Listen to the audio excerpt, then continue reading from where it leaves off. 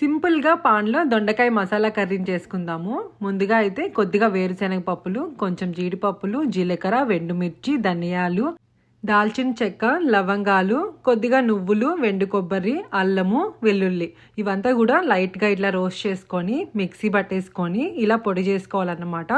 ఇందులోనే కొద్దిగా సాల్ట్ కూడా యాడ్ చేసుకోండి. అలాగే టమోటా, ఆనియన్ కూడా వేసుకొని ఇలా పేస్ట్ చేసుకోవాలి. అదే పాన్లో కొద్దిగా ఆయిల్ వేసుకొని దొండకాయలని ఇలా కట్ చేసుకోవాలన్నమాట.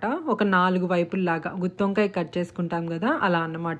ఇప్పుడు ఒక గిన్నెలో కొద్దిగా ఆయిల్ వేసుకొని ఒక 2 పచ్చిమిర్చి వేసుకొని మనం మిక్సీ పట్టుకున్నాం కదా, ఆ మసాలాను కూడా ఇందులో వేసుకొని కొద్దిగా పసుపు వేసుకొని బాగా ఫ్రై చేసుకోవాలి. పచ్చివాసన అంతా పోయిన తర్వాత కొద్దిగా నీళ్లు పోసుకొని మనం వేయించుకున్న దొండకాయలను కూడా ఇందులో వేసుకోవాలి. కొద్దిగా చింతపండు జ్యూస్ని కూడా వేసుకోండి. అంతే, కూర అయితే ఉడికిపోయిన తర్వాత లాస్ట్లో కొద్దిగా కొత్తిమీరతో గార్నిష్ చేసుకొని సర్వ్ చేసేసుకోండి. చపాతీలోకైనా రైస్లోకైనా చాలా బాగుంటుంది. చాలా త్వరగా కూడా చేసేయచ్చు. సింపుల్ ప్రాసెస్, మీరు కూడా ట్రై చేయండి.